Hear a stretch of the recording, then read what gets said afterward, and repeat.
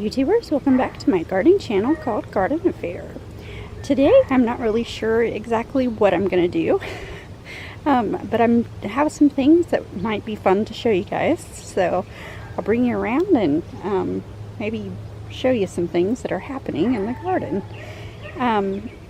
What you're looking at now is the lettuce that has bolted, and I just adore these little flowers, which is what I'm going to get my seeds from when they mature. Okay, so this is the kale. It is still growing and producing. I have neglected it though, so I think I'm going to have to harvest some kale today. As you can see, there are holes in it, and that is from these cabbage moth caterpillars. So, but yeah, they're hungry little creatures and will eat your plant in no time. But anyways, I am going to do some harvesting of this, and we'll see what other kind of trouble we can get into. It looks as if I am lucky enough to have some okra to harvest. The round seeds that you see there is actually the cilantro that is bolted and is going to seed, and I'm going to be saving that for planting next year, and also maybe cooking with culinary. But yeah, so I'm gonna harvest some okra. Okay, so I watered everything yesterday, so I figured today would be a good day to pick out some carrots. I see a carrot down here that from the surface kind of looks like it would be ready to be pulled up, so let me give it a pull. Oh yeah, man, that is a good looking carrot. Ho ho ho ho. These are the Paul Roberson tomatoes, and they are starting to turn red. Now they will be kind of they'll have a purple tinge to them. So, but yeah, this is going to be a pretty good sized tomato. Usually for the Paul Robersons, they do get pretty big. So yeah, I'm certainly looking forward to having this tomato. Its flavor is probably one of my favoriteest. It has a really nice flavor, and I think I like it more than any of the other tomatoes. But you know, not that I would snarl my nose up at any tomato out of the garden, but but yeah, so I'll show you some other tomatoes too. Okay, so this is the Amish paste, and it's a red tomato. I think it's a pretty common tomato, but it's good in sauces and things like that. I usually can these if I have enough of them, but you can see that they're starting to have a tinge of red. I have one in the back that's more red than this, but I'm just can't really get to it to show you guys.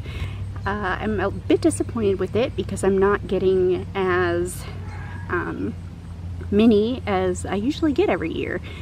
But the strange thing is this year they seem to be bigger, and this Amish paste is the same size, if not bigger, than the Paul Roberson, which in past years the Paul Roberson has been the bigger tomato. But anyways, I'm certainly not complaining, so looking forward to getting some tomatoes. Okay, so this is what a ghost pepper looks like before it ripens, and it's a very hot. Ghost peppers are very hot. You know, there's a Scoville to measure the hotness of peppers.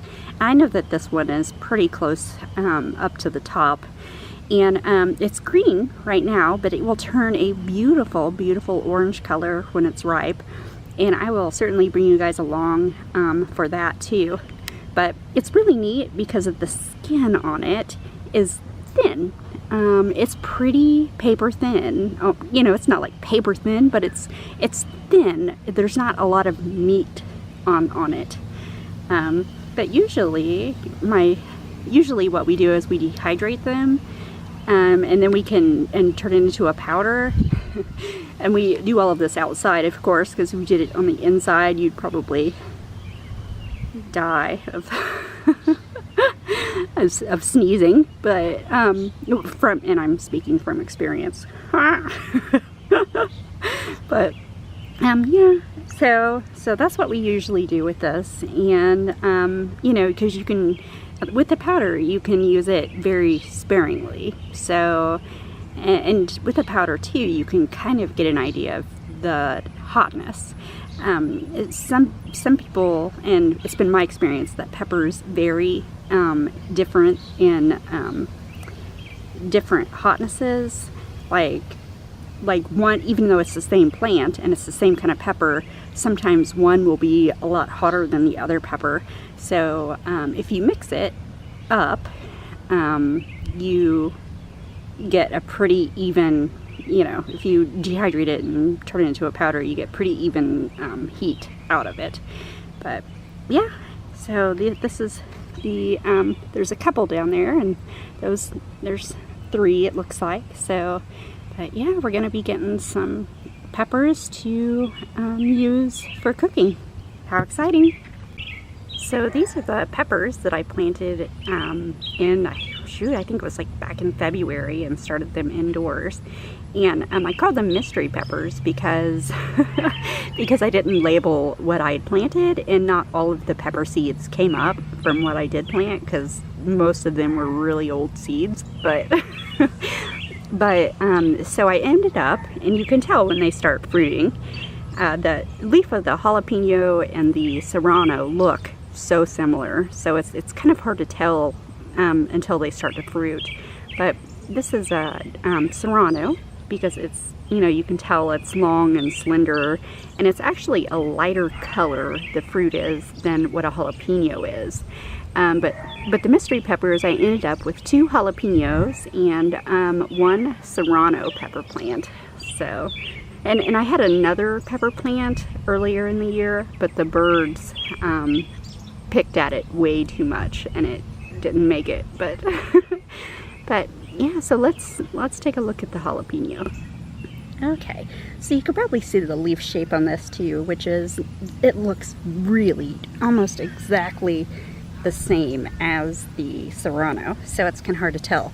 But I just wanted to show you this, all of these jalapenos, and I so need to pick them because it will help it produce more jalapenos.